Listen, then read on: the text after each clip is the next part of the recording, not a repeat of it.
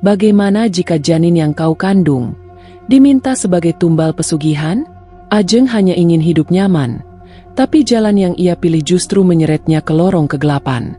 Ajeng, seorang istri muda yang merasa tertekan oleh kehidupan rumah tangganya, bertemu teman kerja yang diam-diam terlibat pesugihan. Ajeng diajak ikut dalam ritual pesugihan, dengan syarat yang mengerikan, yaitu janin sebagai tumbalnya.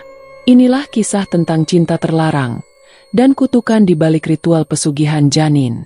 Dan tidak semua jalan menuju kekayaan layak untuk dilalui.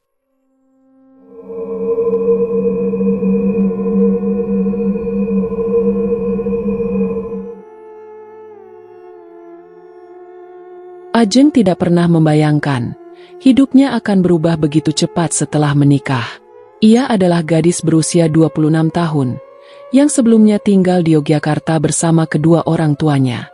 Setelah menikah dengan Diki, seorang anggota polisi yang berdinas di kota Bandung, Ajeng ikut pindah ke kota itu. Kehidupan baru di kota yang lebih ramai membuat Ajeng sempat canggung. Ia belum terbiasa dengan ritme hidup yang cepat dan penuh tekanan. Namun sebagai istri, ia mencoba menyesuaikan diri dengan lingkungan barunya. Diki sering pulang larut malam karena tugas. Bahkan terkadang tidak pulang selama 2 hari berturut-turut. Ajeng mulai merasa kesepian, karena dia hanya seorang diri di rumah. Kebetulan rumah mereka terletak di pinggiran kota Bandung. Untuk mengisi waktu dan membantu ekonomi keluarga, Ajeng memutuskan melamar pekerjaan. Setelah beberapa minggu mencari, ia diterima bekerja sebagai staf administrasi di sebuah kantor jasa logistik. Hari-hari Ajeng mulai terasa berbeda sejak ia mulai bekerja. Lingkungan kantor tidak terlalu besar, tapi cukup nyaman. Disinilah ia pertama kali bertemu dengan seorang pria bernama Dimas. Dimas adalah teman satu divisi, duduknya tepat di meja seberang milik Ajeng. Penampilannya rapi, suaranya tenang dan selalu sopan dalam berbicara. Setiap pagi Dimas tidak pernah lupa menyapa Ajeng. Ajeng awalnya biasa saja, menganggapnya hanya sebagai rekan kerja.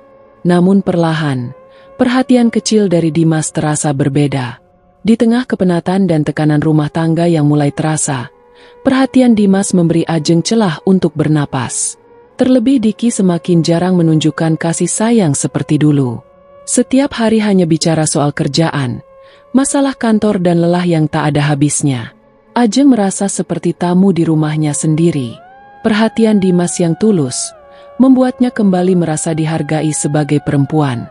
Ajeng mulai membuka obrolan pribadi dengan Dimas. Mereka kerap makan siang bersama di kantin belakang kantor. Terkadang Dimas menawarkan tumpangan pulang ketika mereka pulang larut malam.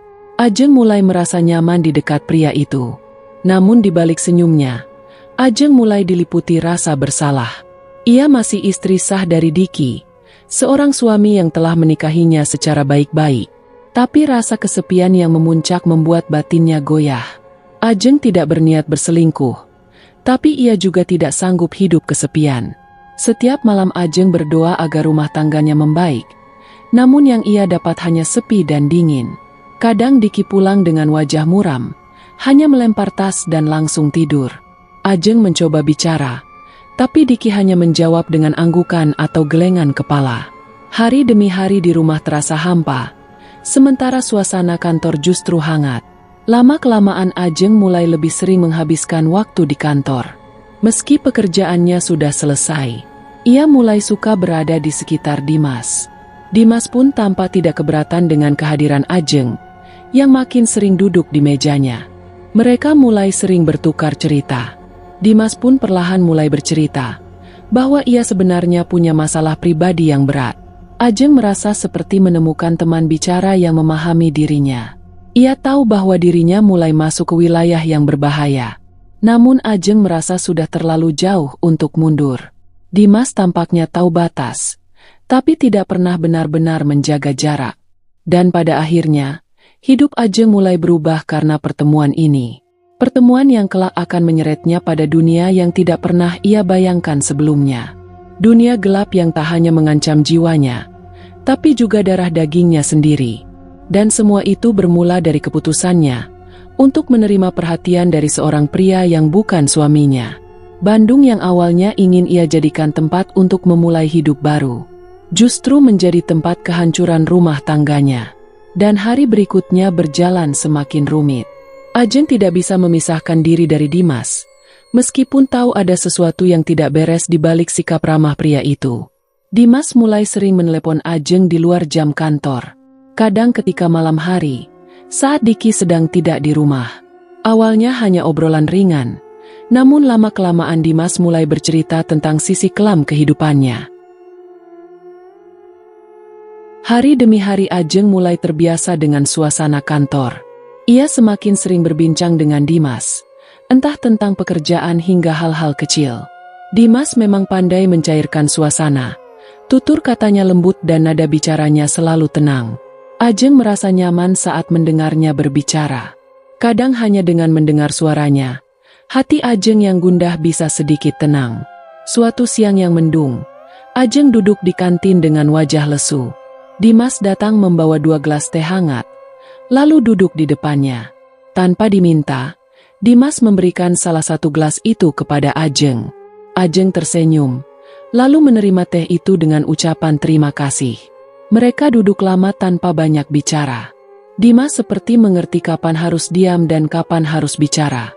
Setelah beberapa menit, barulah Dimas membuka suara. Ia bertanya apakah Ajeng sedang ada masalah. Ajeng hanya tersenyum lalu mengangguk pelan. Awalnya Ajeng ragu untuk bercerita. Tapi semakin hari, ia semakin merasa bahwa Dimas bisa dipercaya. Akhirnya Ajeng mulai menceritakan sedikit demi sedikit tentang pernikahannya. Tentang bagaimana Diki semakin dingin dan tidak peduli kepadanya. Tentang malam-malam sunyi yang sering ia habiskan sendirian di rumah. Tentang perasaannya yang perlahan mati, tapi tak tahu harus bagaimana. Dimas mendengarkan dengan tenang. Ia hanya mengangguk pelan, dan sesekali menatap Ajeng dengan mata yang dalam.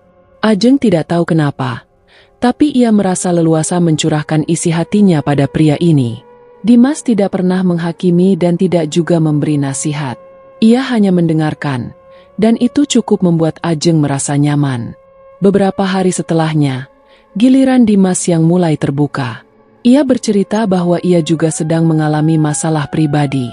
Pacarnya yang bernama Sinta, saat ini sedang hamil. Kabar itu membuat Ajeng terkejut. Dimas belum menikah, tapi sudah memiliki anak dalam kandungan pacarnya. Wajah Dimas terlihat gelisah saat bercerita. Ia mengaku bingung harus bagaimana. Sinta terus mendesaknya untuk menikah, tapi Dimas merasa belum siap. Bukan karena tidak cinta, tapi karena tekanan ekonomi yang belum stabil. Gaji yang Dimas terima hanya cukup untuk hidup sederhana, sedangkan biaya hidup di kota semakin tinggi. Ditambah lagi, orang tua Sinta mulai mencium kabar kehamilan itu dan memberi tekanan. Dimas merasa terdesak dari segala arah. Ajeng mendengarkan dengan perasaan bercampur aduk. Di satu sisi ia merasa kasihan pada Dimas, dan di sisi lain, ada perasaan cemburu yang mulai tumbuh dalam hatinya. Ajeng tidak mengerti perasaan itu. Mungkin karena kesamaan nasib, atau mungkin karena diam-diam, ia mulai menyukai keberadaan pria ini. Setiap kali mendengar langkah Dimas di lorong kantor, jantung Ajeng berdegup sedikit lebih cepat. Mereka semakin sering menghabiskan waktu bersama, bahkan di luar jam kerja. Dimas pernah mengantar Ajeng pulang saat mereka lembur. Dan di tengah jalan tiba-tiba hujan turun membasahi mereka berdua. Ajeng duduk di belakang Dimas, memeluk tasnya sambil memandangi lampu jalanan. Hembusan angin malam terasa lebih lembut saat itu. Malam itu Ajeng tidak bisa tidur. Kepalanya terus mengingat kembali momen itu, saat ia dan Dimas hanya diam namun terasa begitu dekat. Keesokan harinya Dimas kembali bersikap seperti biasa. Ramah dan tenang, seolah tidak terjadi apapun. Ajeng pun bersikap biasa, walau dalam hatinya ada perasaan yang terus tumbuh. Beberapa hari kemudian saat makan siang di kantin, Dimas bicara hal yang mengejutkan. Ia mengatakan bahwa ia sedang mencari cara untuk keluar dari masalah yang membelitnya. Cara yang cepat dan juga tidak biasa. Ajeng mengerutkan dahi lalu bertanya apa maksudnya. Dimas menatap Ajeng lama lalu berkata pelan bahwa ia pernah mendengar tentang sebuah ritual. Ritual yang bisa memberikan kekayaan dalam waktu singkat. Ritual itu hanya bisa dilakukan oleh mereka yang benar-benar terdesak dan siap mengorbankan apapun. Ajeng mendadak merinding. Bukan karena cerita itu, tapi karena nada suara Dimas yang lebih serius. Ajeng tertawa kecil mengira Dimas hanya bercanda. Tapi wajah Dimas tetap tenang, tidak menunjukkan gurauan sama sekali. Dimas tidak langsung menjelaskan lebih jauh. Ia hanya berkata, "Kalau kamu tahu seperti apa hidupku sekarang, kamu juga mungkin akan mempertimbangkan jalan yang sama." Ajeng tidak menjawab. Pikiran dan perasaannya mulai kacau. Ia mencoba menepis pembicaraan itu, tapi malam harinya kata-kata Dimas terus terbayang. Ritual, kekayaan dan pengorbanan. Entah kenapa perasaan takut dan penasaran datang secara bersamaan. Dan sejak saat itu, Ajeng merasa bahwa dirinya perlahan sedang diseret ke dalam dunia yang tidak bisa ia pahami.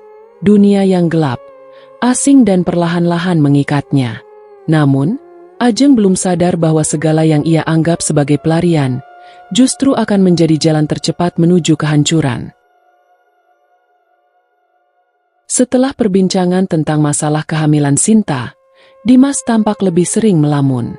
Ajeng mulai menyadari bahwa beban yang dipikul pria itu jauh lebih berat dari yang terlihat. Pada suatu sore yang dingin, hujan mengguyur deras dan kantor mulai sepi. Ajeng masih duduk di mejanya, menyelesaikan laporan bulanan yang harus dikumpulkan esok hari. Dimas tiba-tiba mendekat dan menawarkan secangkir kopi panas. Ajeng menerimanya sambil tersenyum, lalu menatap pria itu dalam-dalam. Tanpa diminta, Dimas lalu duduk di kursi dan menarik napas panjang. "Aku punya satu cara," ucap Dimas pelan hampir seperti bisikan. Ajeng meletakkan kopinya dan sedikit terkejut dengan nada suara itu. Dimas menatap keluar jendela, lalu melanjutkan ucapannya, "Cara cepat agar semua masalah ini selesai, biar kita tidak perlu memikirkan uang setiap hari." Ajeng tidak menjawab dan hanya menunggu penjelasan berikutnya. Dimas kemudian menceritakan bahwa ia sempat mendengar soal sebuah ritual pesugihan. Ritual yang dilakukan oleh segelintir orang yang benar-benar putus asa. Ritual yang katanya bisa mengubah hidup seseorang dalam waktu sangat singkat. Ajeng mengernyitkan dahi, merasa tidak nyaman dengan arah pembicaraan ini. Namun Dimas terlihat serius, bahkan matanya tampak berkaca-kaca. Ia mengatakan bahwa temannya pernah melakukannya, dan kini hidup bergelimang harta. Awalnya Ajeng mengira itu cuma cerita lama yang diangkat kembali. Namun saat Dimas menyebut tentang pesugihan dan janin, di sini tubuh Ajeng langsung kaku. Ia tidak tahu harus menjawab apa. Dimas menatapnya dan berkata bahwa ini bukan lelucon. Menurut cerita yang ia dengar, ada dukun di Jawa Tengah yang bisa melakukan ritual itu. Namanya Abah Darmo dan dia tinggal di kaki gunung. Abah Darmo tidak sembarangan menerima orang. Tapi jika sudah diterima, maka orang itu harus siap menanggung segala akibatnya. Ajeng mulai merinding, tidak karena udara dingin, tapi karena kata-kata Dimas yang seakan membawa hawa lain. Dimas menyebut bahwa syarat utama dalam ritual ini adalah janin. Janin dalam kandungan yang masih hidup. Mereka yang mengorbankannya akan mendapatkan kekayaan, tapi dengan batas waktu tertentu. Ajeng merasa muak dan ingin pergi dari ruangan itu, tapi tubuhnya seperti terpaku. Dimas tidak sedang bercanda dan Ajeng tahu itu. Ajeng mencoba tersenyum kaku, lalu berkata bahwa dirinya bukan orang seperti itu. Tapi Dimas tidak memaksa, ia hanya mengatakan, "Kalau suatu hari kamu berubah pikiran, aku tahu jalan ke sana." Ajeng tidak bisa tidur malam itu. Pikirannya terus berputar, mencoba mencari logika dari semua yang ia dengar. Namun rasa penasaran justru tumbuh dalam dirinya. Rasa penasaran yang dibalut keputusasaan. Semakin hari, ekonomi rumah tangga Ajeng dan Diki semakin tertekan. Ajeng beberapa kali kehabisan uang belanja sebelum akhir bulan. Diki sering marah tanpa sebab dan sikapnya semakin keras. Ajeng merasa terjepit dengan keadaan. Ia mulai bertanya-tanya, apakah yang dikatakan Dimas ada benarnya? Apakah jalan yang ia anggap sesat itu benar-benar bisa menyelesaikan semua ini? Dan di sisi lain, rasa ingin tahu dalam dirinya tak juga mereda. Beberapa hari kemudian, Ajeng memberanikan diri menanyakan ulang soal dukun yang disebut Dimas. Dia tidak terkejut, bahkan seolah sudah menunggu pertanyaan itu. Ia lalu mengeluarkan kertas kusam dari dalam dompetnya. Kertas itu berisi alamat menuju sebuah desa di Jawa Tengah. Di pojok kanan bawah kertas itu tertulis, Abah Darmo. Ajeng memegang kertas itu dengan tangan bergetar. Ia belum tahu keputusan apa yang akan ia ambil. Namun hatinya merasa bahwa semua ini bukan lagi sekedar cerita iseng. Dimas kemudian berkata bahwa ia akan berangkat akhir pekan ini bersama Sinta. Karena Sinta kini telah mengandung lebih dari 2 bulan. Mereka tidak tahu harus bagaimana menyembunyikan kehamilan itu dari orang tuanya. Dan mereka butuh uang dalam jumlah besar secepat mungkin. Ajeng kembali diam. Kata-kata Dimas seperti kabut tebal yang menutupi pikirannya. Setelah Dimas pergi, Ajeng membuka kertas itu lagi dan memperhatikan tiap guratan alamatnya. Entah mengapa kertas itu seperti memanggilnya. Malamnya Ajeng duduk termenung di teras rumah. Lampu jalan berkedip lemah dan suara anjing menggonggong dari kejauhan. Ia merasa suasana malam itu berbeda. Seperti ada yang mengintip dari balik kegelapan. Pikirannya dipenuhi oleh gambaran ritual pesugihan dan janin sebagai tumbalnya. Ia mencoba beristighfar tapi hatinya belum tenang. Keesokan harinya, Ajeng menghubungi Dimas dan berkata, "Kalau aku ikut, kita berangkat naik apa?" Dan saat pertanyaan itu keluar dari mulutnya, Ajeng sadar bahwa dirinya telah mengambil langkah pertama menuju jalan yang dikutuk oleh Tuhan. Malam itu, Ajeng berdiri di depan rumah kontrakannya sambil menunggu Dimas. Langit tampak gelap dengan angin berembus pelan. Dimas datang dengan membawa mobil rental berwarna putih. Sinta duduk di kursi belakang dengan wajah murung. Perutnya sudah mulai tampak membesar. Ajeng masuk ke dalam mobil tanpa banyak bicara. Perjalanan dimulai melewati jalan-jalan sempit yang sepi.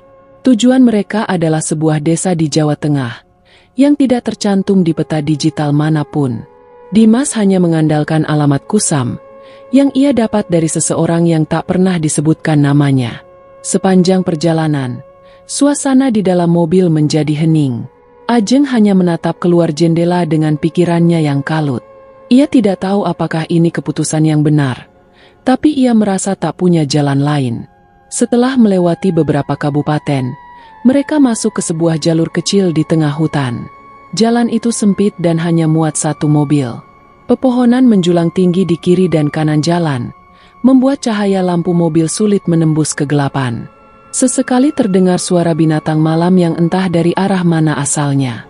Udara mulai terasa berat dan dingin hingga menusuk tulang. Ajeng merapatkan jaketnya, tapi hawa dingin seolah meresap dari dalam tubuh. Mereka tiba di sebuah desa kecil menjelang tengah malam. Tidak ada rumah yang terang. Hanya beberapa rumah kayu tua dengan lampu temaram dari pelita.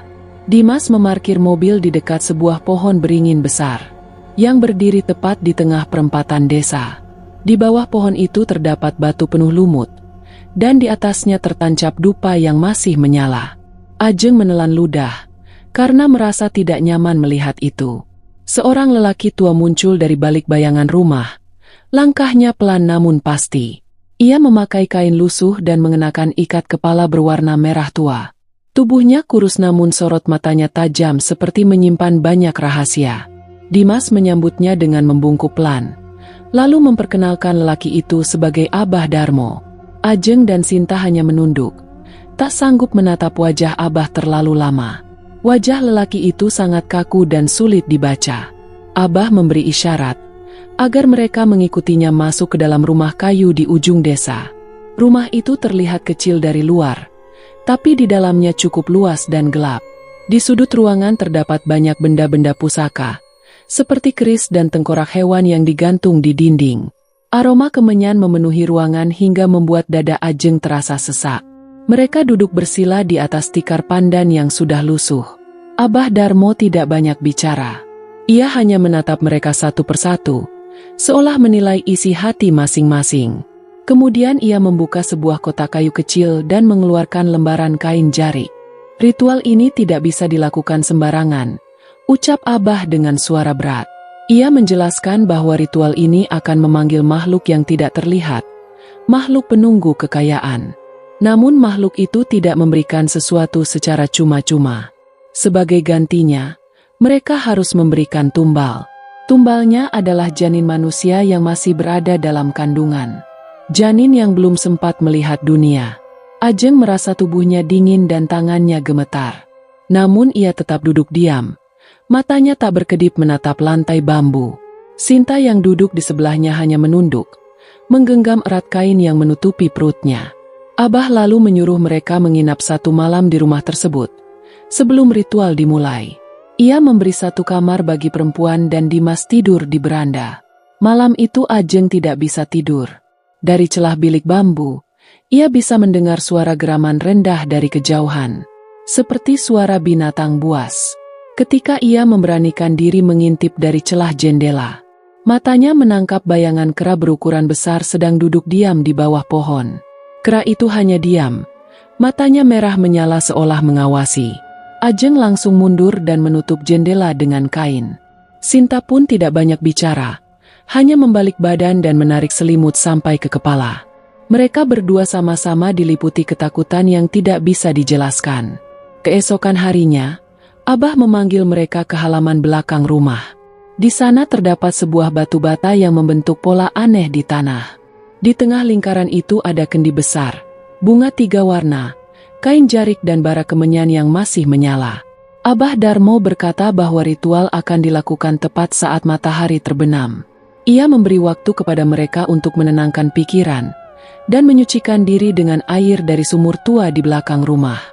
Ajeng berjalan pelan menuju sumur itu, lalu menimba air dan membasuh wajah. Airnya dingin dan berbau aneh. Setelah itu mereka diminta berpuasa hingga waktu ritual tiba. Ajeng semakin merasa ini bukan sekedar permainan. Semuanya terasa nyata, bahkan terlalu nyata untuk ia tolak sekarang. Sore itu, langit mulai berubah merah gelap dan suara burung hutan menghilang. Suasana menjadi sangat sunyi, hanya terdengar derak bambu dari dalam rumah. Dimas dan Sinta sudah bersiap di dalam lingkaran batu, mengikuti perintah Abah Darmo. Ajeng hanya berdiri di luar, dirinya belum diminta untuk masuk. Abah mulai membaca tembang dengan bahasa Jawa kuno. Suaranya menggema seperti berasal dari perut bumi. Angin berhembus pelan tapi terasa membawa bisikan yang tidak dimengerti. Api kemenyan membubung tinggi, dan bayangan kera besar tampak di kejauhan. Mereka duduk mengelilingi tempat ritual, diam dan tidak bergerak. Ajeng merasa tubuhnya mulai panas, tapi tidak berani berpaling. Sore itu menjadi awal dari perjanjian antara manusia dan kekuatan gaib yang tak kasat mata. Dan disinilah jalan sesat itu mulai terbuka perlahan, mengundang siapapun yang cukup nekat untuk menapaki ke dalamnya.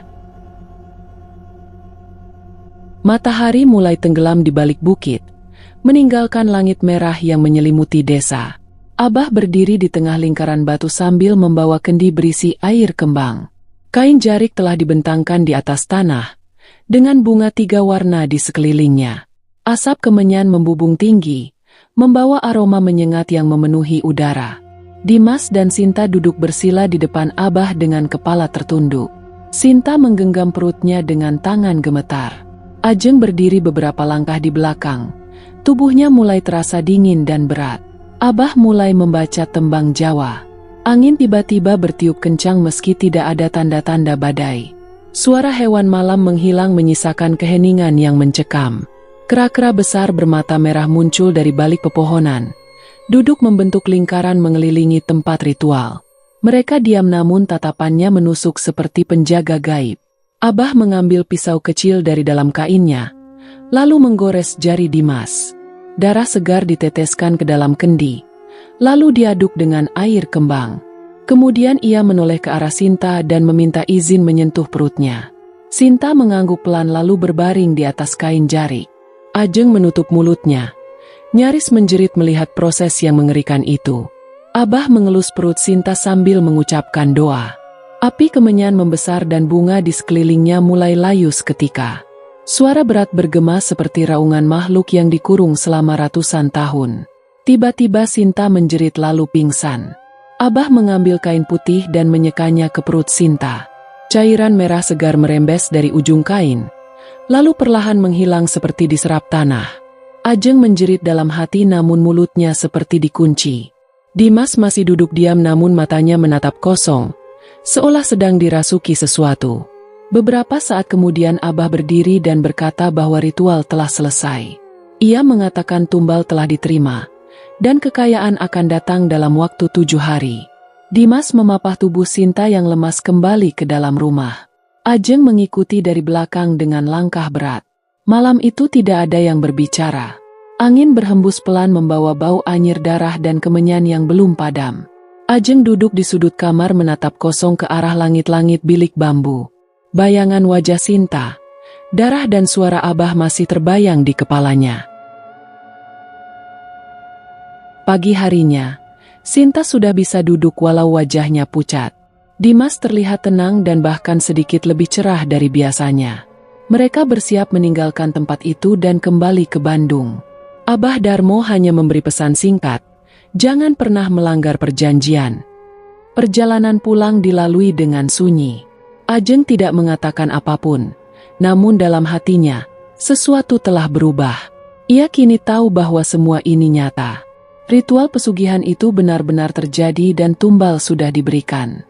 Seminggu kemudian kehidupan Dimas berubah drastis. Ia diangkat menjadi kepala cabang tanpa melalui proses panjang. Proyek yang selama ini macet tiba-tiba mendapatkan investor. Uang mulai mengalir deras ke rekening pribadinya. Mobil baru terparkir di garasi dan Sinta tak lagi tinggal di rumah kontrakan. Semua terasa seperti mimpi yang jadi nyata. Ajeng menyaksikan itu semua dengan perasaan bercampur aduk. Ia ingin ikut merasakan kemewahan itu, namun hatinya masih diliputi ketakutan. Beberapa minggu kemudian, Ajeng mulai merasa ada yang berubah pada dirinya. Tubuhnya sering merasa lelah dan mual di pagi hari.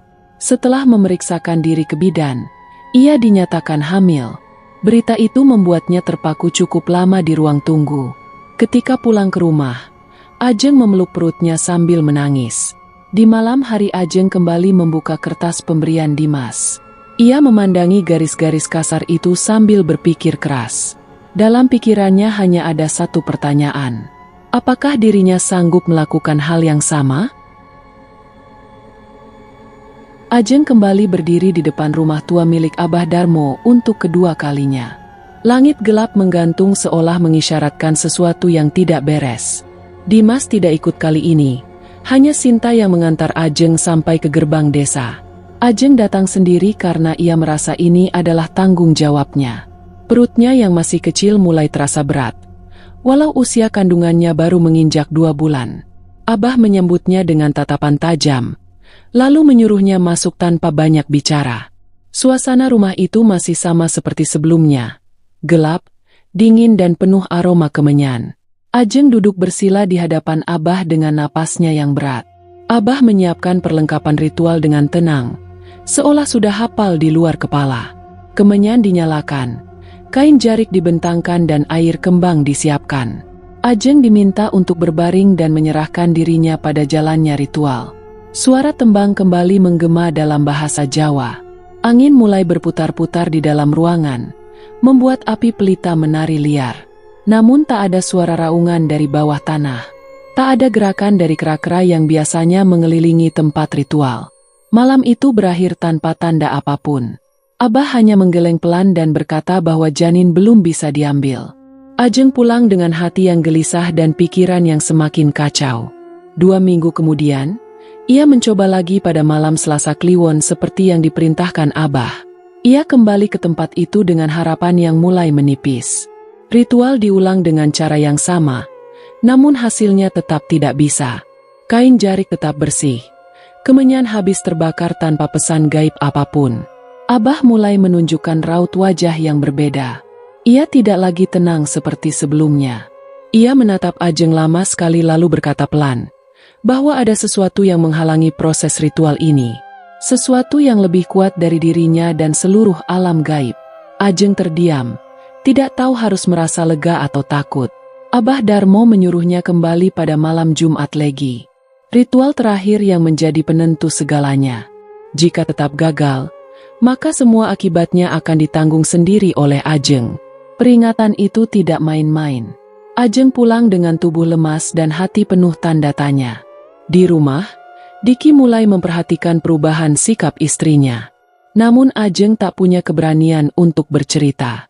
Ia hanya menyimpan semuanya dalam hati, meski batinnya sudah mulai retak.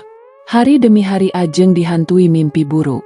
Ia sering bermimpi ada tangan-tangan hitam yang mencoba meraih perutnya.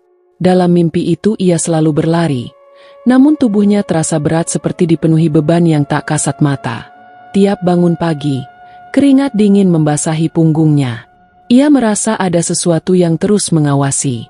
Dan malam Jumat Legi akhirnya tiba.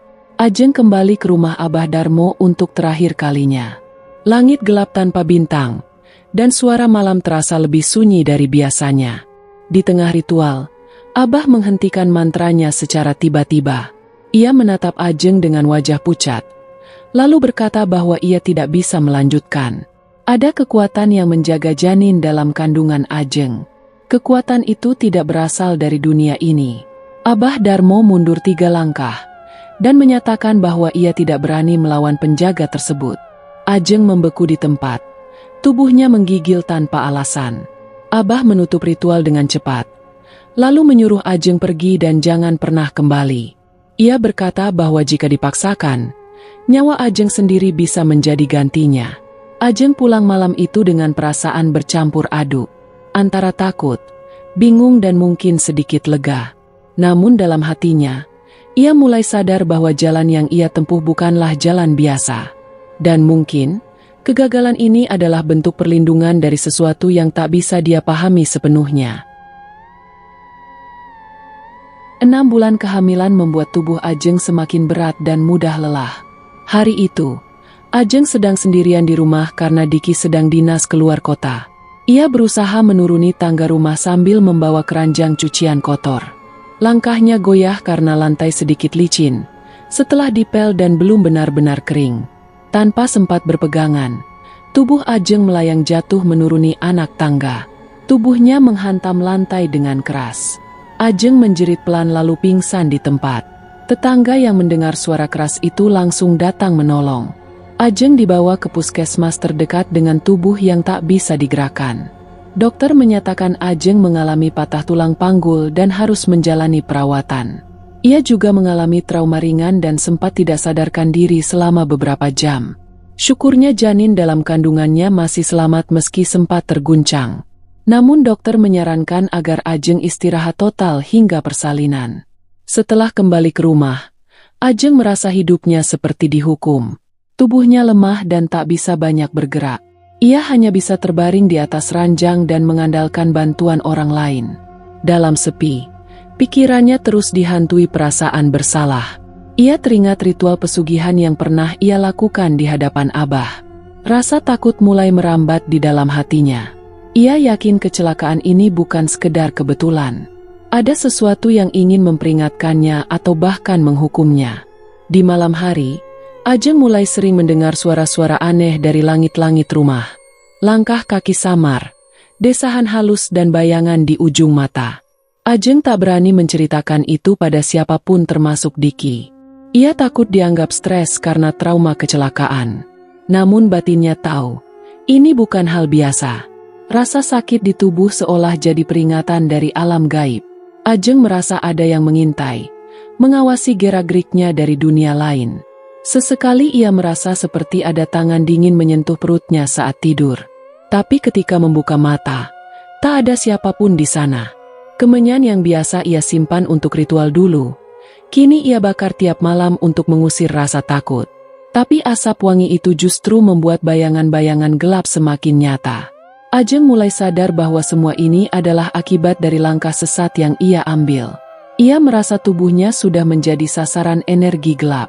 Perlahan ia mulai menerima kenyataan bahwa ritual pesugihan bukan hanya soal tumbal, namun juga tentang menjual diri pada kekuatan yang tak pernah bisa dia kendalikan. Tangisan kecil terdengar tiap malam, padahal belum ada bayi yang lahir. Ajeng yakin itu bukan tangisan biasa. Ia merasa suara itu berasal dari janin-janin yang dijadikan tumbal oleh mereka yang telah berhasil.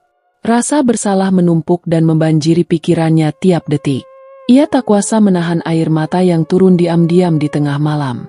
Suatu malam di dalam tidurnya, ia bermimpi berjalan di jalan setapak.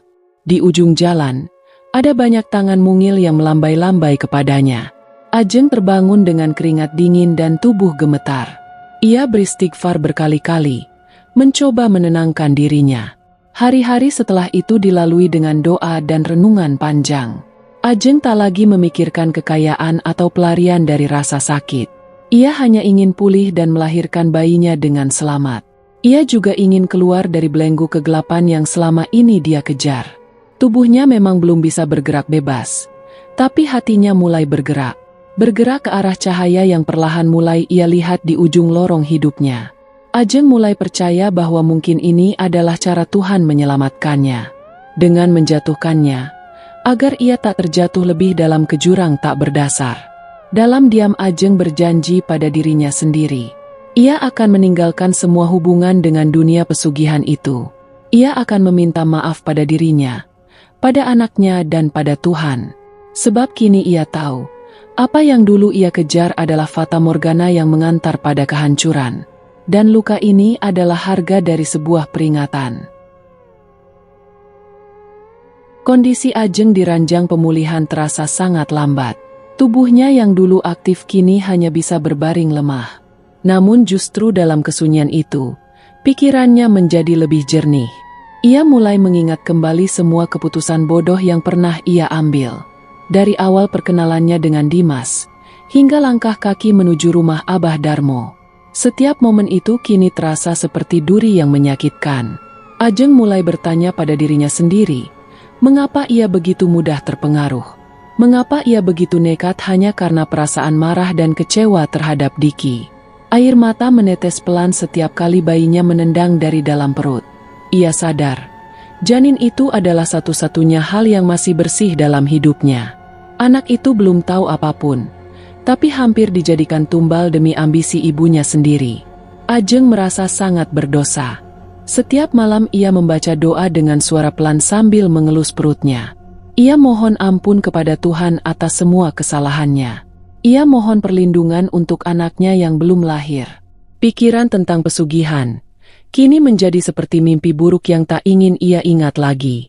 Ia bahkan mulai membuang semua benda yang pernah berkaitan dengan ritual itu. Bunga kering, kain jarik dan botol kemenyan ia bakar di halaman belakang. Asap hitam yang membubung tinggi terasa seperti simbol pelepasan dari masa kelam. Ajeng merasa lebih ringan setelah itu. Ia memutuskan untuk berhenti bekerja dan fokus sepenuhnya menjadi istri dan calon ibu. Saat Diki pulang dari dinas dan melihat keadaan Ajeng, ia sempat terkejut. Namun Diki perlahan mulai berubah. Ia menjadi lebih perhatian, lebih sering tinggal di rumah dan lebih banyak mendengarkan cerita Ajeng. Ajeng tidak pernah menceritakan soal ritual pesugihan secara gamblang. Ia hanya bilang bahwa ia pernah hampir tersesat karena terlalu jauh dari nilai-nilai hidup. Diki memahami dan memeluk Ajeng tanpa bertanya terlalu banyak. Dalam pelukan itu, Ajeng merasa sedikit lebih tenang. Mereka mulai sering berdoa bersama sebelum tidur. Ajeng juga sering minta maaf kepada bayinya, berharap anak itu tumbuh tanpa beban dosa ibunya. Suatu malam Ajeng bermimpi, melihat seorang wanita tua berpakaian putih duduk di pinggir ranjangnya. Wanita itu hanya menatapnya sambil tersenyum lalu menghilang perlahan. Pagi harinya, Ajeng merasa tubuhnya lebih hangat dan ringan. Ia bisa sedikit menggerakkan pinggulnya, sesuatu yang sebelumnya sangat sulit untuk dilakukan. Pemulihannya berjalan lebih cepat dari yang diperkirakan dokter. Ajeng percaya, itu adalah jawaban dari penyesalan dan tobatnya. Ia mulai rajin mendengarkan ceramah agama dan memperdalam pemahaman spiritualnya. Semua itu ia lakukan bukan karena takut, tapi karena benar-benar ingin kembali ke jalan yang lurus. Ketika hari persalinan tiba, Ajeng merasa sangat cemas. Namun proses itu berjalan lancar. Seorang bayi laki-laki lahir dengan tangis kencang dan tubuh yang sehat. Ajeng menangis saat pertama kali memeluk anaknya. Tangisan yang bukan karena sakit, tapi karena rasa syukur yang tak terhingga. Ia memberi nama anak itu Galang, yang berarti penopang. Karena ia yakin, kehadiran anak itu adalah penopang hidupnya yang rapuh. Hari-hari setelah itu diisi dengan kesibukan sebagai ibu. Meski tubuhnya belum sepenuhnya pulih, Ajeng menjalani semua dengan ikhlas. Ia merasa hidupnya kini memiliki tujuan baru. Bukan lagi soal kekayaan atau bukan soal pelarian dari luka, tapi tentang membesarkan anaknya dengan cinta yang tulus. Ajeng juga mulai aktif dalam kegiatan sosial di lingkungan rumah. Ia membantu ibu-ibu lain yang kesulitan, terutama mereka yang sedang hamil atau menyusui.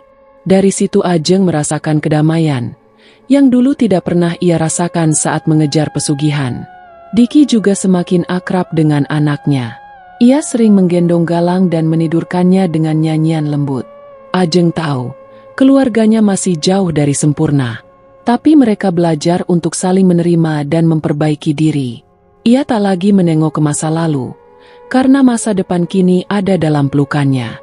Dan semua kesalahan telah ia kubur bersama kemenyan terakhir yang ia bakar.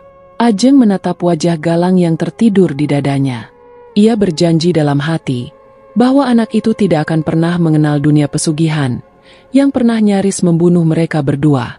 Ajeng telah kembali, bukan sebagai wanita lemah yang penuh dendam, tapi sebagai ibu yang memilih cahaya meski sempat tenggelam dalam kegelapan. Dimas tidak pernah menghubungi Ajeng lagi sejak mereka pulang dari Jawa Tengah. Namun kabar tentang dirinya tak pernah absen terdengar dari teman sekantor Ajeng yang masih sering mengirim kabar. Dimas tiba-tiba menjadi kepala cabang sebuah perusahaan besar yang mengelola proyek properti di luar kota. Ia tampak selalu berpakaian rapi dan penuh wibawa dalam setiap unggahan fotonya di media sosial. Tak sedikit yang menganggap Dimas sebagai contoh orang sukses, karena mampu mengangkat derajat hidupnya dalam waktu singkat. Namun di balik sorot kamera dan kemewahan hidup yang ditampilkannya, Dimas menyimpan rahasia gelap yang tak pernah bisa ia bagikan pada siapapun. Sinta pun terlihat masih mendampingi Dimas, walau status mereka tidak pernah berubah menjadi suami istri. Mereka tinggal bersama secara diam-diam di salah satu apartemen mewah yang katanya dibeli tunai oleh Dimas tanpa bantuan kredit. Sinta kembali hamil beberapa bulan setelah ritual pertama. Namun tak lama setelah itu, Dimas menghubungi seseorang yang ternyata adalah orang suruhan Abah Darmo. Malam Jumat Legi, mereka kembali ke tempat itu, ke desa yang masih dikelilingi kera misterius. Sinta menyerahkan kandungannya yang kedua, dengan air mata dan tubuh yang gemetar. Tak ada penolakan dari janin kali ini. Proses berjalan lancar seperti yang mereka harapkan. Mereka kembali dengan wajah datar namun kantong penuh uang. Setiap usaha yang ia rintis setelah ritual pesugihan, pasti selalu berhasil menghasilkan banyak uang. Ia membuka 2 usaha baru, dan masing-masing berkembang pesat dalam hitungan bulan. Namun keberhasilan itu mulai diiringi dengan gangguan aneh yang tidak masuk akal. Dimas sering terbangun di tengah malam, karena mendengar suara tangisan bayi dari bawah tempat tidurnya. Awalnya ia kira suara itu berasal dari unit lain, tapi semakin hari suaranya makin jelas, seperti berasal dari dalam tubuhnya sendiri. Sinta pun mulai bermimpi buruk. Ia melihat dirinya berdiri di tengah kuburan bayi, yang setiap gundukannya masih basah. Dimas mencoba mengalihkan perhatian, dengan bersedekah dan menyumbang ke panti asuhan. Namun suara tangisan itu tidak pernah benar-benar hilang. Ia bahkan pernah menemukan darah segar mengalir dari keran kamar mandi. Sinta mulai mengalami keguguran tanpa sebab yang jelas. 3 kali berturut-turut, dan setiap keguguran diikuti oleh gangguan yang lebih parah. Dimas juga merasa tubuhnya menjadi lebih cepat lelah. Wajahnya yang dulunya tampak cerah, kini mulai dipenuhi lingkar hitam dan keriput, meski usianya belum genap 40 tahun. Orang-orang di sekitarnya mulai menjauhi Dimas tanpa alasan yang pasti. Ia seringkali terlihat berbicara sendiri di ruang kerjanya. Tangan kanannya gemetar setiap kali memegang pena, dan malam-malamnya dihabiskan dengan terjaga menatap langit-langit kamar. Sinta akhirnya memutuskan pergi tanpa pamit. Ia meninggalkan sepucuk surat yang berisi permintaan maaf, dan rasa takut yang tidak bisa ia jelaskan. Sejak saat itu, Dimas benar-benar sendiri. Ia masih terlihat kaya, masih punya rumah besar dan mobil mewah, tapi kosong dari dalam. Ia pernah mencoba menghubungi Abah Darmo, tapi nomor yang dulu aktif Kini sudah tidak bisa dihubungi lagi. Dimas mulai mengunjungi dukun-dukun lain, namun tak ada yang sanggup menenangkan kegelisahan yang terus memburunya. Ia bahkan pernah melihat bayangan seorang bayi, duduk di kursi belakang mobilnya saat melintas di malam hari.